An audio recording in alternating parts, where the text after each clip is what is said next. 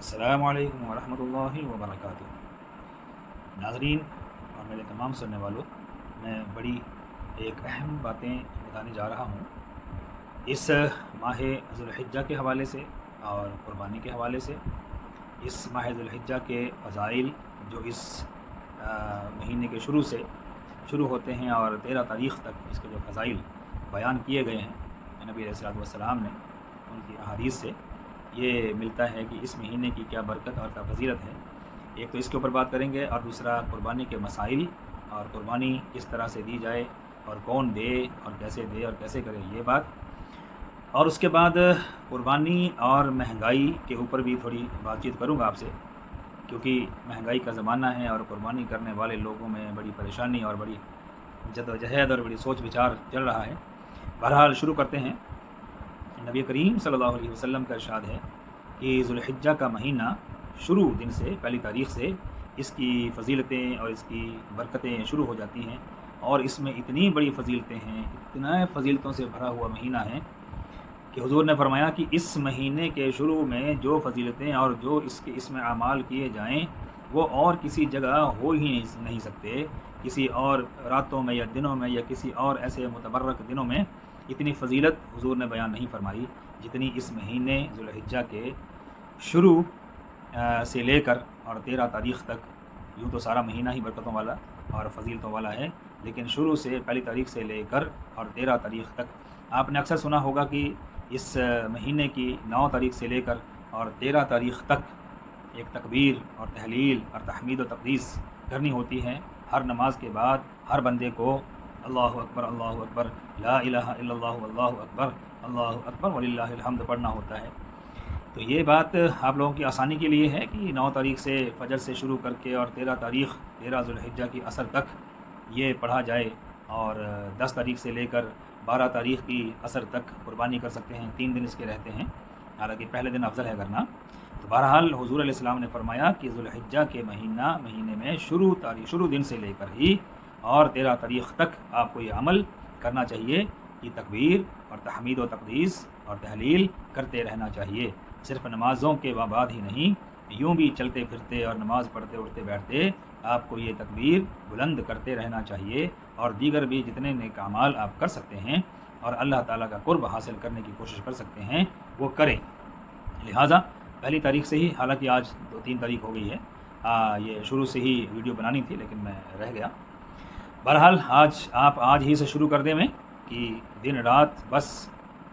ان دنوں میں اس سے بڑھ کر کوئی فضیلت اور کوئی عبادت نہیں ہوگی، یعنی فرض نماز کے علاوہ، کہ آپ تکبیر، تحلیل اور تحمید و تقدیس کرتے رہیں۔ اور وہ کیا ہے؟ تکبیر ہوئی اللہ اکبر، اور تحلیل لا الہ الا اللہ واللہ اکبر، اور تحمید اللہ اکبر وللہ الحمد۔ یہ جملے تکبیر اور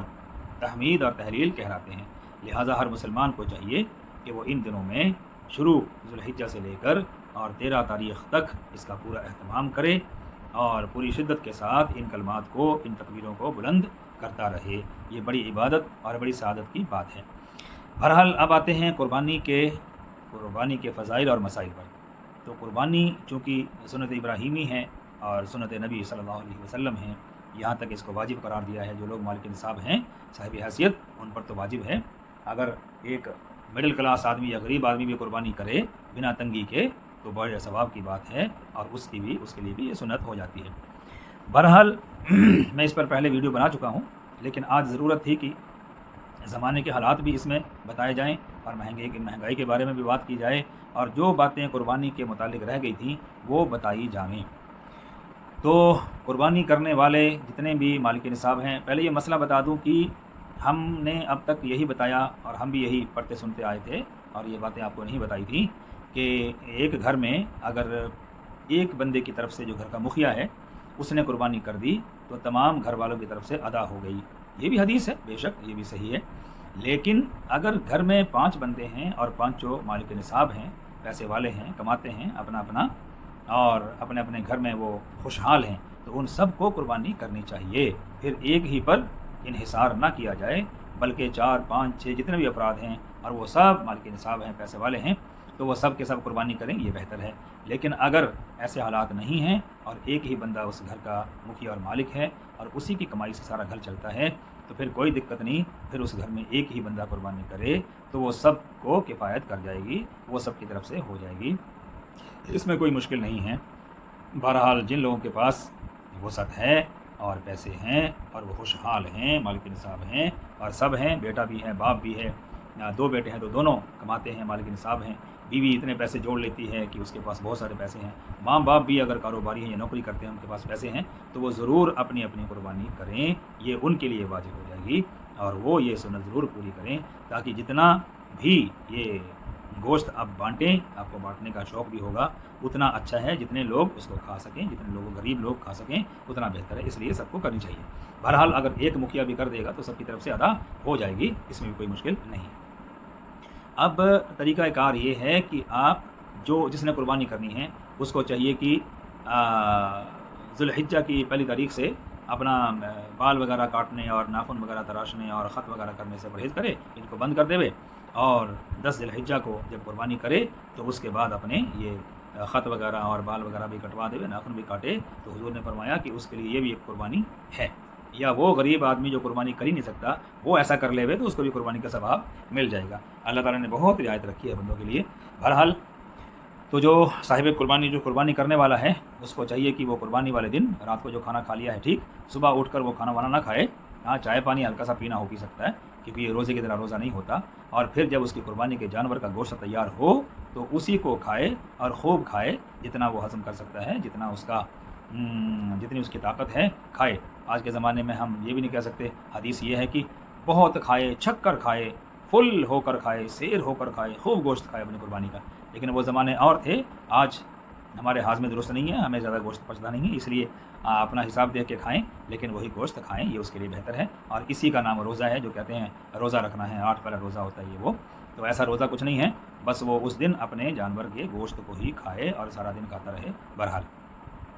اور قربانی کے گوشت کے 3 حصے کیے جاتے ہیں، ایک حصہ آپ کا اپنا ہے، مالک کا، وہ اپنے گھر میں رکھیں، چاہے 8 دن رکھیں، 10 دن رکھیں، اس کو فریز کریں اور تھوڑا تھوڑا کھاتے رہیں، آپ کی مرضی۔ لیکن باقی جو 2 حصے ہیں وہ سب کے سب آپ نے اپنے رشتہ داروں میں، عزیز و اقارب میں، اور خاص کر کے غریبوں کو ضرور کھلانا ہے۔ اپنے ہمسایوں میں جو غریب ہیں ان کو کھلائیے، جو رشتہ داری میں غریب ہیں ان کو ضرور کھلائیے، جو دور دراز بھی آپ کے رشتہ دار غریب ہیں ان کو ضرور بلا کر کھلائیے یا ان کے گھر پہنچائیے، یہ سعادت کی بات اور نیکی کی اور ثواب کی بات ہے۔ اور اسی لیے قربانی کی جاتی ہے کہ جو لوگ بیچارے غریب ہیں، سال بھر بھی 600 روپے کلو گوشت لے کے نہیں کھا سکتے، ان کو گوشت کھانے کو مل جاوے تو ان کا خیال اور ان کا حصہ ضرور رکھیں۔ ایسا نہ ہو کہ اپنے احباب کو اور اپنے برابر کے بندوں کو اور یار دوستوں کو اور لاکھوں کروڑوں پتیوں کو اور اپنے خوشحال لوگوں کو بلا کے اپنی لحاظ اور اپنا رشتہ داری یا اپنا وہ محبت دکھانے کے لیے بس انہیں کو بلایا اور کھلا دیا اور غریب بیچارے دیکھتے رہ گئے۔ ہرگز ایسا مت کرنا، ورنہ آپ کا ثواب ضائع ہو جائے گا۔ آپ اپنے عزیز و اقارب کو بلائیں، کھلائیں، احباب کو، رشتہ داروں کو بھی کھلائیں، برابر والوں کو بھی کھلائیں، جن کے پاس جو پیسے والے ہیں، امیر ہیں، ان کو بھی کھلائیں، مشکل نہیں، لیکن ان سے زیادہ خیال غریبوں کا، مسکینوں کا رکھیں، جو لوگ بیچارے کئی مہینے گوشت کھانے کو ترستے ہیں، ان کو گوشت بکرے کا نہیں ملتا، تو یہ خیال ضرور رکھیں۔ تو یہ 3 حصے تھے۔ اب آتے ہیں نماز کے لیے۔ تو نماز کے لیے نبی علیہ السلام کا فرمان ہے کہ 10 ذی الحجہ کو نماز کے لیے نکلیں اور کچھ کھا کر نہ نکلیں۔ عید الاضحیٰ کے لیے خالی پیٹ ہی جائیں اور کچھ کھا کر نہ جائیں، جبکہ عید والے دن کچھ کھا کر جانا ہوتا ہے۔ بہرحال ایک راستے سے جانا، دوسرے سے آنا، اور تکبیر، تحلیل اور تحمید بلند کرتے رہنا، اللہ اکبر، اللہ اکبر، لا الہ الا اللہ، واللہ اکبر، اللہ اکبر وللہ الحمد، یہ پڑھتے رہنا، جاتے بھی آتے بھی، اور بلکہ 9 تاریخ سے لے کے ذی الحجہ کی اور 13 تاریخ کی عصر تک یہ تکبیر و تحلیل تو واجب ہے، ہر نماز کے بعد 3 مرتبہ پڑھیں، بہتر ہے، کم سے کم ایک بار بھی پڑھ لی تو کافی ہے۔ اور فرمایا اللہ کے رسول صلی اللہ علیہ وسلم نے کہ قربانی والے دن کوئی بھی صاحب نماز سے پہلے قربانی نہ کرے، نماز کے بعد قربانی کی جاتی ہے، اور ہر شخص نماز پڑھنے کے بعد ہی قربانی کرے، کیونکہ ایسا ہوا تھا کچھ صحابہ نے کسی سال نماز سے پہلے ہی قربانی کر ڈالی اور بعد میں نماز پڑھی، تو حضور نے حکم فرمایا کہ وہ قربانی نہیں ہوئی، وہ تیرا گوشت ہے، کھا یا کھلا، اس کا کوئی فائدہ نہیں ہوا، قربانی نہیں ہے، لہٰذا قربانی دوبارہ سے کر۔ حالانکہ ایسا ہوتا نہیں ہے، ایک پختہ بات ہو چکی ہے، سب کو پتہ ہے کہ عید کے بعد ہی قربانی کرنی ہے، پر یہ بات میں اس لیے مینشن کر رہا ہوں کہ آج بھی کسی کے دماغ میں یہ بات آ سکتی ہے کہ ٹائم تو ہوتا ہی ہے نماز سے پہلے، تو کیوں نہ نماز سے پہلے قربانی کر لوں، خاص کر کے اس بنا پر کہ مولوی صاحب نے ٹائم تو لگانا ہی ہے، 11-12 بجے چھوڑنا ہے ہمیں نماز سے، تو بہت ٹائم ہو جاتا ہے، پھر ہم لیٹ ہو جاتے ہیں، تو اس بار آ سکتا ہے فطور دماغ میں کہ امام صاحب نے چھوڑنا تو ہے نہیں 11 سے پہلے، تو میں پہلے ہی قربانی کر لیتا ہوں تاکہ آسان ہو جائے اور گوشت جلدی تیار ہو جائے، ورنہ شام پڑ جاتی ہے کھانا کھلانے میں، 4-5 بج جاتے ہیں، کسی گھر میں تو 6 بج جاتے ہیں، کیونکہ مولوی صاحب عید والے دن بھی اپنی پوری بھڑاس نکالتے ہیں تقریر کرنے میں، بیان کرنے میں کہ آج پھنسے ہیں لوگ، مجبوری ہے، جائیں گے کہاں، نماز تو پڑھ کے جانا ہے، لہٰذا جتنا کچھ دماغ میں دل میں ہے وہ سارا نکال لیتا ہوں، جتنی مجھے تقریر کرنی آتی ہے، جتنا بیان کر سکتا ہوں آج سارا ہی کر لیتا ہوں۔ ایسا ہمارے ہاں عام دیکھنے کو ملتا ہے کہ مسجد ہو یا کہیں کسی گراؤنڈ میدان میں نماز پڑھی جا رہی ہو، ان بیچاروں کو دھوپ میں بٹھائے رکھتے ہیں اور بڑی دیر تک بیان جاری رہتا ہے، یہاں تک کہ نماز کے بعد خطبہ پڑھ لینے کے بعد جب کہ اٹھ جانا ہوتا ہے، چلے جانا ہوتا ہے، اس کے بعد بھی وہ اپنی بات کو جاری رکھتے ہیں اور لوگوں کو بہت دیر تک وہاں بٹھائے رکھتے ہیں، جو کہ قطعی مناسب نہیں ہے، بری بات ہے۔ اس چیز سے امام لوگ باز آئیں اور یہ چیز بند کریں، جتنی جلدی ہو سکے اتنی جلدی نماز پڑھاویں، لوگوں کو چھوڑیں تاکہ لوگ گھر جا کے قربانی کر سکیں اور وقت پر کھانا تیار ہو سکے، گوشت تیار ہو سکے۔ لہٰذا نماز سے پہلے قربانی ہرگز نہیں ہوتی، وہ ہوتی نہیں ہے، دوبارہ کرنی پڑتی ہے، اس لیے نماز پڑھنے کے بعد ہی ہر شخص قربانی کرے۔ اللہ تعالیٰ توفیق دے۔ ایک زمانہ تھا جب سبھی لوگ قربانی دیا کرتے تھے، سب گھروں میں قربانی ہوتی تھی، سستا زمانہ تھا، یہ خاص طور سے جو سفید لباس لوگ ہیں نا بیچارے، متوسط مڈل کلاس، ان کے ہاں بھی ہر گھر میں قربانی ہوا کرتی تھی، لیکن اب مہنگائی کی مار ایسی پڑی ہے کہ وہ لوگ سوچ میں پڑ گئے ہیں کہ گھر چلائیں، گھر کے اخراجات پورے کریں، بچوں کے اخراجات پورے کریں یا قربانی پر یہ 25-30 ہزار روپیہ خرچ کریں، کیونکہ مہنگائی اتنی ہو گئی ہے، جانور بکرے بھیڑے اتنے مہنگے کر دیے لوگوں نے کہ خریدنا مشکل ہو گیا ہے۔ لہٰذا جو لوگ تو خوب پیسے والے ہیں، دولت مند ہیں، اللہ نے ان کو نوازا ہے، کافی وسعت ان کو دی ہے، وہ تو بھائی ضرور کریں، وہ نہ پیچھے ہٹیں، لیکن جو مڈل کلاس لوگ ہیں جو قربانی کرتے تھے، جو مالک نصاب ہیں، جن پر واجب ہے کرنی چاہیے، غریبوں کو تو چھوڑ دیجیے، ان پر تو ہے ہی نہیں، ان کے لیے مشکل ہو گئی ہے کہ وہ اتنی مہنگائی میں اتنے مہنگے مہنگے جانور لاکھوں کے، بڑے جانور لاکھوں کے اور بکرے بھیڑے بھی 30-40 ہزار، 25 ہزار، 20 ہزار ریٹ ڈال دیتے ہیں، تو ان کے لیے بڑی مشکل ہو گئی ہے۔ لہٰذا میرا مشورہ ہے کہ جو قربانی کر سکتا ہے، بکرا بھیڑا خرید سکتا ہے، وہ خریدے اور قربانی کرے، لیکن اپنے دوستوں کو، رشتہ داروں کو جتلائے نہ، یا ان کو نہ پوچھے کہ ہاں بھائی قربانی کر رہے ہو نا اس بار بھی، اور جانور لے لیا، بکرا خرید لیا کہ نہیں خرید لیا، یا کسی چلتے پھرتے کو ہاں بھائی کیا لیا اس بار، کتنے کا آیا تیرا بکرا، کیسا دکھا تو صحیح، مت بولیں۔ پتہ نہیں کن حالات میں وہ لوگ ہیں اور وہ یہ برداشت کر پائیں گے کہ نہیں کر پائیں گے، اور وہ قربانی کریں گے کہ نہیں کریں گے، تو مجھے نہیں لگتا کہ اس طرح سے ہم ایک دوسرے کو اس بار بولیں کہ میں نے تو بکرا لے لیا ہے، میرا تو اتنے کا آیا ہے، میں نے تو جانور میں حصہ ڈال لیا ہے، اتنا حصہ لگا ہے میرا، اور میں نے تو ایک بھیڑا خریدا ہے وہ اتنے کلو کا ہے اور اتنے ہزار کا ہے۔ مت بولیں، آپ کو مبارک ہو، آپ کریے، لیکن لوگوں کو مت بولیے اور مت کسی کو پوچھیے، اور نہ کسی کو فون کر کے بولیں، اور نہ کسی کو اس طرح سے تنگ کریں کہ ان کی دل آزاری ہوگی، حالانکہ وہ ان کو شوق ہے، ان کو شوق تھا، محبت تھی، عقیدت تھی، وہ جانور خریدتے تھے، قربانی کرتے تھے، اپنے ہاتھ سے گوشت بانٹتے تھے، بڑی خوشی کے ساتھ لوگوں کو کھلاتے تھے۔ بہت گھر ایسے میں نے متوسط جو مڈل کلاس ہیں دیکھے ہیں جو ہر سال قربانی کا اہتمام کرتے تھے، لیکن مہنگائی کی مار اتنی پڑی ہے کہ اچھوں کی پول کھل گئی ہے اس بار، اور معلوم پڑتا ہے کہ بہت سارے گھرانے جو ہمیشہ قربانی کرتے آئے ہیں وہ 1-2 سال سے قربانی نہیں کر پا رہے، تو جو نہیں کر پا رہا اس کو کوئی طنز نہ کرے، اس کو کوئی پوچھ گچھ نہ کرے کہ اس کا من خراب ہوگا، حالانکہ وہ چاہتا ہے کہ میں قربانی کروں، میں گوشت بانٹوں، میں کھلاؤں، اس کو خوشی ہوگی، مجھے ثواب ملے گا، لیکن ایسا ہو نہیں رہا۔ اور میں نے محسوس کیا ہے کہ جو لوگ یہ جانور پالتے ہیں، رکھتے ہیں، اچھا ہاں، اس سے پہلے میں ایک بات کر دوں کہ جو لوگ اپنے گھروں میں جانور پالتے ہیں وہ ہمیشہ پالتے ہیں، ان کا رواج ہے وہ پالیں، رکھیں، اس کو قربانی کریں، بڑھیا بات ہے، لیکن عام لوگ، عوام جو لوگوں کے پاس قربانی سے 1 مہینہ پہلے، 15 دن پہلے، 1 ہفتہ پہلے جاتے ہیں اور اپنے جانور خرید کے لاتے ہیں، ان لوگوں کا بھائی صاحب دماغ خراب ہو گیا ہے۔ وہ سمجھتے ہیں کہ ان لوگوں کو قربانی تو کرنی ہے ضرور، ان کی مجبوری ہے، ان کو ضرور جانور خریدنا ہے، بکرا بھیڑا بکری جو بھی ہے خریدنا ہے، ان لوگوں کی مجبوری ہے، جتنا چاہے ریٹ رکھ دو، منہ مانگے پیسے مانگ لو، 1000 روپیہ کلو بھی اگر پڑ رہا ہے تو مانگ لو، 1200 روپے کلو تک کا ریٹ بن جاتا ہے، اتنا ریٹ اس کی قیمت بتا دیتے ہیں لوگ۔ میں کہہ تو نہیں سکتا، ایک مشورہ ہے اور یہ میرے دماغ میں آیا ہے کہ ان لوگوں کا جو دماغ خراب ہوا ہے کہ بہت زیادہ مول اور بہت زیادہ قیمت بڑھا چڑھا کر بکروں کی اور بھیڑوں کی انہوں نے رکھی ہے، پتہ ہے کہ یہ مجبور ہیں، خریدیں گے ہی اور ضرور خریدیں گے، چاہے اوکھے ہوں سوکھے ہوں، جیسے مرضی خریدیں گے۔ میں تو سوچ رہا ہوں کہ تمام اپنے علاقے ضلع پٹھان کوٹ گرداسپور، ضلع چمبا اور ضلع کانگڑا کے علماء سے ایک مشورہ کر کے ان کی سب کی رائے لے کر ایک مشورے کے تحت اگلے سال کے لیے اعلان کیا جائے کہ جو لوگ بہت اپنے گھروں میں سمپن ہیں، دولت مند ہیں، جن کے پاس بہت پیسہ ہے، کوئی پرواہ نہیں، اگر 40,000 کا بھی بکرا آیا ہے تو وہ خرید کے دے سکتے ہیں بلا کسی پریشانی کے اور بلا کسی کمی کے، ان کو کچھ پرواہ نہیں، وہ تو کریں، یا جنہوں نے اپنے گھر میں جانور پالا ہے وہ بھی کریں۔ لیکن جو مڈل کلاس لوگ ہیں جو قربانی کرتے تھے لیکن اب مہنگائی کی وجہ سے نہیں کر پا رہے، ان کے لیے ہم ایک اعلان کر دیں، میں اسے فتویٰ جاری تو نہیں کہہ سکتے، ایک مشورے طور پہ، ایک بھائی مندی طور پہ، ایک مشورے کے طور پہ ایک اعلان کریں اگلے سال کہ بھائی اللہ معاف فرمائے ہمیں، کیونکہ یہ فرض تو ہے نہیں، ایک سنت عمل ہے اور سنت ابراہیمی ہے اور ہمارے نبی کی بھی سنت ہے، تو فرض تو نہیں ہے، اگر ہم کینسل بھی کر دیں گے تو گنہگار نہیں ہوں گے، لیکن ان لوگوں کو سبق سکھانے کے لیے اگر یہ بھی ہمیں قدم اٹھانا پڑے تو مجھے لگتا ہے اٹھانا چاہیے۔ تو تمام علماء سے مشورہ کروں گا اور سب کی رائے لوں گا اور سب کو اس کے لیے متفق کروں گا کہ ہم اعلان کریں کہ جو مڈل کلاس لوگ ہیں یا غریب لوگ ہیں قربانی کرنا چاہتے ہیں لیکن مہنگائی کی وجہ سے نہیں کر پا رہے، تو ہم مشورہ کریں گے کہ کوئی بھی قربانی نہ کرے اگلے سال، سب کینسل کر دو۔ ہاں، جن کے گھر میں بکرا پلتا ہے وہ کرے، یہ جن کے پاس بہت پیسہ ہے، جو امیر کہلاتے ہیں، دولت مند ہیں، وہ ضرور کریں، لیکن مڈل کلاس جو کرتے تھے لیکن مہنگائی کی وجہ سے نہیں کر پا رہے، وہ سب کینسل کر دیں،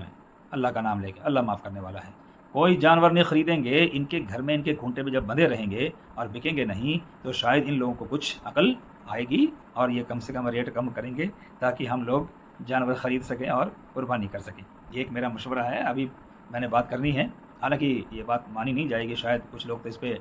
تنقید بھی کریں گے اور کوئی کمنٹس بھی آ سکتی ہے، پر یہ میرا ایک مشورہ ہے، میں نے کوئی فتویٰ جاری نہیں کر دیا۔ مجھے مطلب اتنی حیرانی ہے مہنگائی کو دیکھ کر کہ 25 کلو کا بکرا اور 25,000 روپے ریٹ ڈال دیا۔ یار خدا کے بندو، اللہ سے ڈرو، اگر ہماری مجبوری ہے کہ ہم نے جانور خریدنا ہے، قربانی کرنی ہے، تو اس کا جب فائدہ اٹھاؤ گے آپ، اب مناسب دام رکھو، مناسب ریٹ لگاؤ، جتنے کا بنتا ہے جو اصول ہیں اس کے حساب سے اب ریٹ لگائیں۔ یار 20 کلو کا بکرا ہے 20,000 لوں گا، 25 کلو کا بکرا ہے 25 لوں گا۔ کوئی شریف آدمی ہے جو 30-32 کلو بکرے کا 20-22 ہزار مانگتا ہے، نہیں تو جتنے کلو اس میں گوشت ہیں اتنے 1000 روپیہ مانگ لیتے ہو۔ یار اللہ سے ڈرو، اللہ کے بندو۔ اور اس میں بیچنے والے ہمارے ہندو بھائی مسلم سبھی ہیں، اور ہم تو تقریباً گاؤں میں سے تقریباً تو ہم تو ہندو بھائیوں سے خرید کے لاتے ہیں، لیکن وہ بیچاروں نے ریٹ اتنے زیادہ کر دیے ہیں، تو بھائی ایسا مت کرو، ہماری مجبوری کا فائدہ نہ اٹھاؤ۔ کہیں ایسا نہ ہو کہ ہم ایک سال اعلان کر دیں اور کوئی بھی قربانی نہ کرے اور آپ کے بکرے کونٹوں پہ بندھے رہیں اور پھر آپ کو مشکل ہو اور پھر وہ 2-2 سال کے ہو جائیں اور پھر وہ بکیں بھی نہ یا پھر کوئی خریدنا نہ آوے تو آپ کو مشکل ہو جائے گی۔ لہٰذا اگر آپ نے ریٹ کم نہیں کیے تو ہم ایسے قدم اٹھانے کے لیے بھی مجبور ہوں گے اور اٹھائے جائیں گے، پھر آپ بھی مشکل میں آ جائیں گے۔ بہرحال یہ ایک میرا مشورہ تھا، تو جن لوگوں نے قربانی کا ابھی تک ارادہ نہیں کیا وہ ارادہ کر لیں میں، اور ان دنوں میں یہ جو 13 دن ہیں، پہلی ذو الحجہ سے 13 ذو الحجہ تک، یہ بڑی فضیلت والے ہیں۔ اس میں جتنا آپ اللہ کا قرب حاصل کریں، جتنا اللہ کے نزدیک جائیں، جتنا اللہ سے جڑاؤ ہوگا، جتنی آپ اللہ کی تعریف، اس کی بڑائی اور اس کی وحدانیت کا ذکر کریں گے، اتنے ہی زیادہ ثواب اور نیکیاں کمائیں گے۔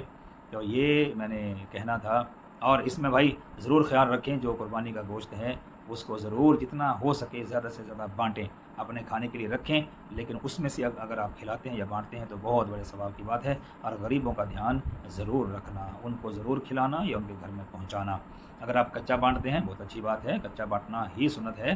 لیکن اگر آپ بنا کر کھلاتے ہیں تو ڈبل ثواب ہے، بہت زیادہ ثواب اللہ تعالیٰ کی طرف سے آپ پائیں گے۔ لہٰذا گھر میں بلا کر کھلائیے، کچا بانٹیے، لیکن غریبوں کو، مسکینوں کو، ضرورت مندوں کو ضرور کھلائیے گا۔ ہاں ایک بات اور یاد آ گئی، آپ کے پڑوس میں اگر کوئی بیمار ہے، وہ ہندو بھائی ہے، مسلم ہے، کوئی بھی ہے، سکھ ہے، عیسائی ہے، کوئی بھی ہے، اگر وہ بیمار ہے یا ٹی بی کا مریض ہے اور اس کو ڈاکٹروں نے میٹ مچھی کھانے کو بولا ہوا ہے تو بھائی صاحب اس کے ہاں ضرور پہنچانا، اس کے یہاں گوشت ضرور پہنچانا، کیونکہ اگر وہ غریب بھی ہے اور بیمار بھی ہے، بیماری پہ پیسہ لگ گیا ہے اور وہ مجبور بھی ہے اور وہ چاہتا ہوگا کہ ڈاکٹر نے تو بتایا ہے لیکن میں اتنا مہنگا بکرے کا گوشت یا مرغا انڈا کہاں سے کھاؤں، میں تو کھا نہیں سکتا، اور آپ کے ساتھ اس کی دعا سلام بھی ہے، میل جول ہے، آنا جانا ہے، لیکن وہ بیچارہ گھر میں بیمار پڑا ہے، تو جب آپ قربانی کریں گے تو اس کو ضرور کہیں نہ کہیں امید ہوگی کہ شاید یہ مجھے گوشت پہنچاوے تو میں بھی کھاؤں۔ تو اگر ایسا کوئی مریض جس کو میٹ مچھی ڈاکٹر نے بتایا ہو اس کو ضرور پہنچاؤ، وہ ہندو ہو، سکھ ہو، عیسائی ہو، مسلمان ہو، کوئی بھی ہو، اس کو دو، اس کا حق ہے اور آپ کو برابر ثواب ملے گا۔ اسی طرح سے اگر آپ کے پڑوس میں کوئی بھی، جن کے میں نے نام لیے، صرف مسلمان نہیں، جو بھی اللہ کا بندہ، جو بھی اس کی مخلوق ہیں اور آپ کے ہمسائے ہیں، آپ پر ان کا حق ہے، کسی کا ایکسیڈنٹ ہوا ہے، ٹانگ ٹوٹی ہے یا ہڈیوں میں تکلیف ہے یا ہڈیوں میں کمزوری ہے یا پلستر چڑھا ہوا ہے اور ڈاکٹر نے اس کو کیلشیم کھانے کو یا پائے کھروڑے کا سوپ بولا ہے، تو آپ اپنی قربانی کے جانور کے پائے اس کے گھر پہنچا دو کہ بھائی صاحب یہ پائے آپ کے لیے، آپ ان کا سوپ بنائیے اور پئیں تاکہ آپ جلدی شفا یاب ہو جائیں، آپ کی ہڈی کا جوڑ جلدی جڑ جاوے اور آپ ٹھیک ہو جائیں۔ یہ بڑے ثواب کی بات ہے، اس میں ذات پات بالکل مت دیکھنا، جو بھی ہو آپ کے آس پاس پڑوس میں یا رشتہ داری میں یا آپ کے گاؤں میں، اس کو ضرور اس کی اس طرح سے مدد کریں، جس کو گوشت کی ضرورت ہے گوشت پہنچائیں اور جس کو پایوں کی ضرورت ہے، کروڑوں کی، اس کو وہ پائے پہنچا دیں۔ اللہ تعالیٰ قبول فرمائے اور ہمیں اس کا پورا اجر و ثواب عطا فرمائے۔ والسلام ورحمۃ اللہ وبرکاتہ۔